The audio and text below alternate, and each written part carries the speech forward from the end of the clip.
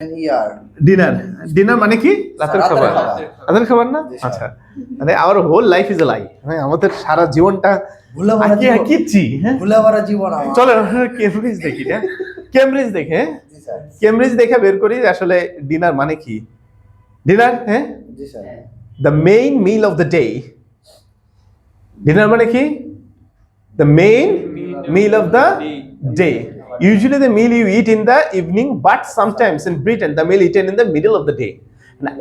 মানে হলো ব্রিটেন এটা সন্ধ্যায় খাবার, ওরা প্রধান খাবার হলো সন্ধ্যায়, কিন্তু সাধারণত the meal eaten in the middle of the day, দুপুরবেলাও খাওয়া যায় না। রাতের খাবার কোথাও বলা আছে? মানে আমাদের সারা জীবনটা মানে হোল লাইফ ইজ এ লাই। কথা হলো কি, লাঞ্চ ঠিক আছে, সাপার বানালো রাতের খাবার, ব্রেকফাস্ট বানালো সকালে, ফার্স্টটা ব্রেক করতেছি কারণ ব্রেকফাস্ট। ডিনার বানালো main meal of the day, মানে তুমি সেটা সকালেও খাও, দুপুরে খাও আর রাতেই খাও। মানে আমাদের ডিনার কয়টা? আমরা ইউজুয়ালি দুইটা ডিনার করি না, দুপুরে আর রাতে। দুপুরে দুমায়া খাই আমরা, ঠিক আছে? তো ওরা বিদেশিরা আসলে একটা খাবার খায় একবার শুধু, হ্যাঁ, সন্ধ্যায় ওরা খায়, আর মিড নাইট না, ইভিনিং, ঠিক আছে? আর আমরা কি করি? আমরা তো তিন বেলায় ভাত খাই, তিন বেলায় খাই। সো দেখো ডিনার হয়ে যায়। চলো একটা প্যাসেজে আমাদের দেখি, এই যে ফ্যাসিলিটিস মানে কি। ফ্যাসিলিটিস এই লাইনে দেখো, many schools and hospital use wood boiler systems to heat and power their facilities. এই ফ্যাসিলিটিস মানে কি? সুবিধা না অসুবিধা? সুবিধা না? আচ্ছা চলেন আমরা শুনেন, আমার কথা শুনবেন না, ঠিক আছে? আমি তো মহাপুরুষ না, আমি তো সামান্য আশিক স্যার, ঠিক আছে? আমি তো সব পারি না, ঠিক আছে? আমার কাছে মজা লাগে হলো যে জিনিসটা রিডিং, আমার কাছে অলওয়েজ মজা লাগে যে আমরা যে জানি না এটাই আমরা জানি না, আমরা ধরে নিতেছি, এবং আমরা পড়েও যে বুঝি না এটাই আমরা বুঝি না, আমরা যে পড়ে বুঝতেছি না, আমার হয়ে গেছে এটা কি যে বুঝি না, এটাই যে বুঝি না। আচ্ছা এইটা একটু দেখি তো, যে মানে গুগলে একটা ফিচার আছে না, কি ফিচার জানি, ট্রান্সলেশন। এই ফ্যাসিলিটিস এর হয়তো কি বুঝায়, ঠিক আছে? তো মোবাইল দেখে, তো তোমাদের মোবাইল দেখে তো একটা গুগলে এই যে ট্রান্সলেটর যে বের করো তো এই ফ্যাসিলিটিস এর অর্থ কি দাঁড়ায়, ঠিক আছে? তোমরা অনেকে দেখি এই যে গুগল ধরে, ঠিক আছে, এইভাবে ধরে মিনিং বের করার চেষ্টা করো, তাই না? হ্যাঁ, এ দেখো, এ তো সিস্টেম ব্যবহার করে তাদের প্রাথমিকভাবে কাঠ দিয়ে উত্তপ্ত করা হয়, ঠিক আছে? তো শুধু উৎপাদন করে, এই দেখো অনেক স্কুল ও কলেজে তাদের সুবিধাগুলোকে তাপ ও শক্তি দেওয়ার জন্য, এখানেও কি লেখা আসছে? সুবিধাগুলোকে। আচ্ছা, সুবিধাগুলোকে তুমি তাপ দিবা কেমনে? ধরো একটা স্কুলে ফ্যাসিলিটিস হলো, মানে ধরো তারা ভালো পড়ায়, ভালো পড়ানোকে তাপ দেয় কেমনে? বা তাদের টিচার গুলো ভালো, টিচারদেরকে তাপ দেয়, বা তাদের এখানে ওয়াশরুমে টিস্যু থাকে, টিস্যু গুলোকে তাপ দেয়। এটা কেন হাস্যকর না? সুবিধা তো এগুলো, এটা কি, ঠিক আছে? না, চলেন আমরা কেমব্রিজ দেখি, ঠিক আছে? কেমব্রিজে যাই একটু আমরা কি দেখি, ফ্যাসিলিটিস মানে দেখি, বা ফ্যাসিলিটি মানে দেখি। ফ্যাসিলিটি প্রথম মিনিংটা কি আসছে? A place. এটা কি সুবিধা বুঝাইছে? না স্যার, একটা place specially including buildings where a particular activity happens. এবার দেখো তো মিনিং আসছে না, যে হসপিটালে তাদের বিল্ডিং গুলোকে গরম রাখার জন্য, ঠিক আছে, ওই যে শীত প্রধান দেশে গরম রাখতে হয় না, এইটার জন্য তারা ওই বয়লার সিস্টেমটা কাঠ মানে ও উড এনার্জিটা ইউজ করে। এবার মিনিং আসছে? আচ্ছা, তারাও দেখেন আরো আছে। ফ্যাসিলিটিস মানে buildings, equipment, services provided for the particular, মানে ইকুইপমেন্টও হইতে পারে যে ইকুইপমেন্টকে হিট দেওয়ার জন্য। তার মানে কি এটা, মানে আমরা সারা জীবন শিখেছি সুবিধা না, বিল্ডিংটাকে বুঝাইছে ফ্যাসিলিটিস। ধরো আমি বললাম যে এইটা কোথায় বানানো হয়, যে it is made in the 1500 square foot facility মানে স্থাপনা, ঠিক আছে? স্থাপনাটাকে বোঝাচ্ছে, বুঝাইতে পারছি? তাহলে রিডিং এর আমাদের আসলে মেইন সমস্যাটা কোথায়? দুইটা, মিনিং তো বুঝতে পারি না, ফ্যাসিলিটি কি তোমার মানে আননোন ওয়ার্ড? তোমরা কিন্তু জানো ফ্যাসিলিটি শব্দের অর্থ কি, তাই না? সারা জীবন ছোটবেলা থেকে শিখে আসতেছি ফ্যাসিলিটি, কিন্তু দেখা যাচ্ছে যে এই মিনিংটা আসলে ইজ নট দ্যাট মিনিং যেটা আসলে ওরা চাচ্ছে এখানে। ঠিক আছে, যে আমরা আসলে মানে তার মানে কি পরিচিত শব্দগুলোর যে অন্যান্য ব্যবহার হইতে পারে বা অন্যান্য ব্যবহার আছে। ঠিক আছে, কিছুক্ষণ আগে একটা দেখলাম না, কোনটা জানি, যে ওইখানে জানি যে এটা হইলো না traditional timber market, shade out একটা জিনিস, রিজেনারেশন, ডিক্রিজ দ্য হেলথ। এই যে হেলথ, হেলথ মানে স্বাস্থ্য। ঠিক আছে, মানি ব্যাগের হেলথ ভালো না, এটা কি স্বাস্থ্য বোঝায়? না স্যার, এখানে কি বোঝায়? মানি ব্যাগে টাকা নেই। টাকা নাই। So health of A stand মানে কি আসলে স্ট্যান্ডটার স্বাস্থ্য ভালো না মানে হলো ওই স্ট্যান্ডটা পুর কোয়ালিটি বুঝাইতেছে, কোয়ালিটিটা সো হ্যাঁ।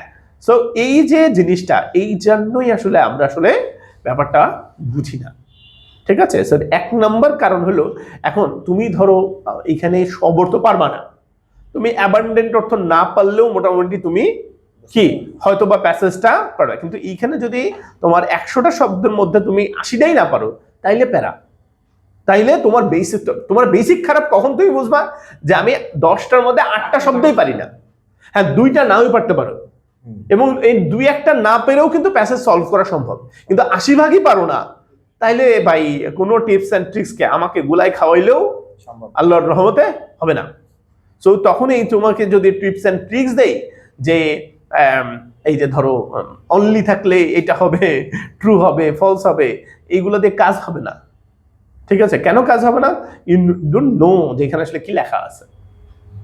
তো পড়ে বোঝো, পড়ে বোঝার এটাই মানে এই যে পড়ে বোঝার ক্ষমতাটা, কম্প্রেহেনশন অ্যাবিলিটি, এইটাই হলো something that actually Cambridge is asking from you, যে তোরা আসলে দেখতেছে তোমার কম্প্রেহেনশন অ্যাবিলিটিটা আছে কিনা। আর এই অ্যাবিলিটিটা বাড়াইলে ক্ষতি হয়ে যায় না? না স্যার, অনেক ক্ষতি হয়ে যায় না? স্যার শিখে যেতেছি।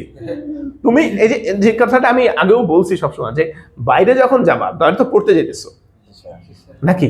না স্যার, আসলে পড়তে যেতেছি না, বাইরে যেতে যাচ্ছি। এই পড়তে যাওয়া হলো একটা অজুহাত, আমাদের 80% আসলে তাই। আমার রাইটার মিথ্যা কথা কইও না, পড়তে যাইতেছো না। আমি 80% অ্যাকচুয়ালি আমার যত স্টুডেন্ট আসে এখানে তারা আসলে বাইরে যেতে চায়, পড়ালেখার একটা অজুহাত যে এইটাই স্টুডেন্ট ভিসা যাওয়াটা ইজি, কিন্তু যাইয়া তো ওইখানে যায় তো পড়ালেখা করাই লাগে, এবং করাই লাগলে তখনও তো ইংলিশে লাগে।